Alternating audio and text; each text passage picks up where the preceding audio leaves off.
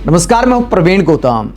दोस्तों, नेपाल में रिपब्लिक भारत के रिपोर्टर के साथ जो हुआ, जिस तरह उन्हें थप्पड़ मारा गया, वो इस बात को दिखाता है कि नेपाल में भारत की मीडिया के लिए कितना गुस्सा है, या यूं भी कह सकते हैं मीडिया के लिए गुस्सा है। तो क्या हमारे देश के टीवी चैनलों को समझ नहीं आता टीआरपी के लिए और कितना गिरा जाएगा? अपने पत्रकारों की सुरक्षा के साथ आखिरकार खिलवाड़ क्यों?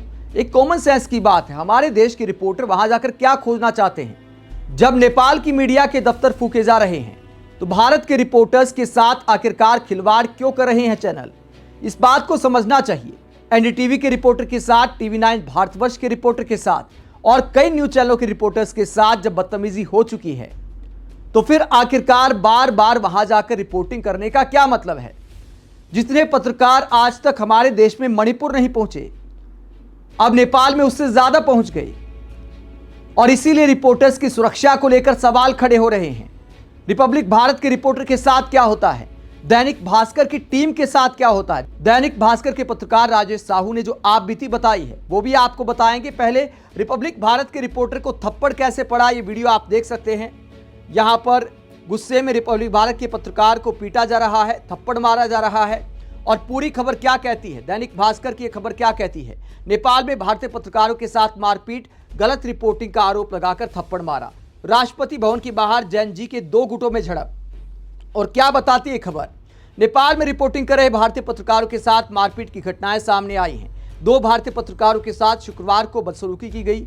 एक प्रदर्शनकारी ने रिपब्लिक न्यूज चैनल के पत्रकार राघवेंद्र पांडे को रिपोर्टिंग करते वक्त थप्पड़ मारा। वहीं न्यूज एजेंसी IANS के कैमरा पर्सन मान पंकज के साथ भी बदसलूकी की गई। इससे पहले भी आंदोलन के दौरान भारतीय पत्रकारों के साथ बदतमीजी की घटनाएं सामने आई हैं। गुरुवार को एक महिला पत्रकार के साथ भी सरेआम बदतमीजी की गई थी। उन्हें रिपोर्टिंग करने से रोक दिया गया था। प्रदर्शनकारियों का आरोप है कि भारतीय मीडिया उनके आंदोलन को गलत तरीके से पेश कर रही है। तो दैनिक भास्कर की खबर बताती है कि भारतीय मीडिया से नेपाल के लोग इसलिए गुस्सा हैं क्योंकि अलग एंगल से खबरें दिखाई जा रही हैं। बहुत सारे न्यूज चैनल ने यह खबर चलाई कि नेपाल में जो फेसबुक को बैन किया गया, व्हाट्सएप को बैन किया गया, यूट्यूब को बैन किया गया, इंस्टाग्राम को बैन किया गया, तो उसको लेकर यह आंदोलन हुआ। वहीं नेपाल की पब्लिक का कहना है कि यह आंदोलन भ्रष्टाचार और कुशासन के खिलाफ था। लेकिन दोस्तों, यह सिर्फ एक पहलू दिखाई देता है। नेपाल में जिस तरह की राजनीति पिछले कई साल में हुई है, उसमें भारत के खिलाफ बहुत कुछ जहर उगला गया है। मीडिया के द्वारा भी नेपाल के लोगों का ब्रेन वॉश किया गया है। भारत के साथ सीमा को लेकर कई लोगों में गुस्सा है, इसलिए भारतीय पत्रकारों के साथ भी बदसलूकी की जा रही है। दूसरा पहलू यह भी है, हालांकि हमारे देश के न्यूज चैनलों को भी सही रिपोर्टिंग करनी चाहिए। नेपाल के साथ संबंध सुधारने की जिम्मेदारी हमारी सरकार की है, तो साथ ही हमारी मीडिया को भी गंभीर तरीके से पूरे मामले को रखना चाहिए और नेपाल के लोगों की भावनाओं को भी समझना चाहिए।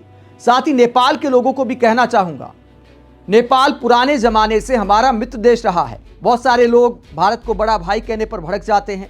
चलो, बड़ा भाई छोटा भाई नहीं, लेकिन भाई तो हैं। जिस देश के साथ भाईचारे की भावना रही है, वहाँ पर अगर भारतीयों के साथ गलत सलूक होता है तो ये चिंता की बात है, और नेपाल के लोगों को भी ऐसा नहीं करना चाहिए। भारत में ज़्यादातर लोग नेपाल को मित्र देश मानते हैं, तो नेपाल के लोगों को भी मित्रता की भावना दिखानी चाहिए, क्योंकि कई बार ऐसी घटनाएं बहुत ज़्यादा खटास पैदा कर देती है। छोटी छोटी बातों को बड़ा कर देती हैं। तो नेपाल के लोगों को भी गंभीरता के साथ व्यवहार करना चाहिए। आप अपनी बात रख सकते हैं, लेकिन किसी पत्रकार पर हाथ छोड़ना या भारत के किसी नागरिक पर हाथ छोड़ना, इन सब बातों का दूरगामी असर पड़ता है। बात सिर्फ उन पत्रकारों की नहीं है जो गैर जिम्मेदाराना रिपोर्टिंग करते हैं। बहुत सारे अच्छे पत्रकार भी नेपाल गए, और उनके साथ क्या सलूक हुआ, क्यों उन्हें वापस आना पड़ा? राजेश साहू पूरी आप बीती साझा करते हैं। काफ़ी अच्छे पत्रकार हैं राजेश साहू, दैनिक भास्कर के पत्रकार हैं। वो क्या कहते हैं? भारत नेपाल सीमा पर हमने SSB से परमिशन ली। इसके बाद सीमा पर तैनात नेपाली सेना से मिले, परिचय बताया। जवान ने किसी अधिकारी से बात की। इंडियन मीडिया कवरेज को लेकर उन्होंने भी परमिशन दे दी। अब हम और हमारे 3 साथी नेपाल में इंटर कर गए। कुछ लोगों से बात की। इसके बाद कुछ नेपाली लड़के आ गए, ये प्रदर्शनकारी थे। कहने लगे कि आपके ऊपर हमला हो सकता है, आपको पत्थर मारा जा सकता है, आपका कैमरा छीना जा सकता है। असल में हम सबको धमकी दे रहे थे, लेकिन धमकी का तरीका इनडायरेक्ट था। ये पूरे नेपाल में है। इंडियन मीडिया को लेकर भयंकर नाराजगी, स्थानीय मीडिया को लेकर भी नाराजगी है। उनका तो दफ्तर तक फूंक दिया। मीडिया से नफरत करने का ये काम वहां की मीडिया वाले ही जनता को सिखा रहे हैं।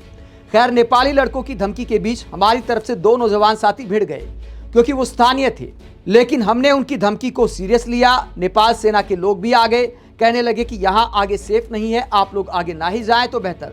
हम वापस अपनी सीमा में आ गए। तो राजेश साहू और उनके साथी वापस भारत की सीमा में आ जाते हैं।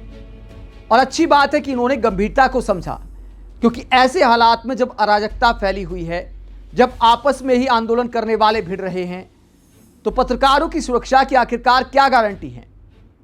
आप इस पूरे मसले पर क्या सोचते हैं? जिस तरह भारतीय पत्रकारों के साथ नेपाल में व्यवहार हो रहा है, कमेंट बॉक्स में अपनी राय जरूर दें। साथ ही चैनल को सब्सक्राइब भी करें। नमस्कार।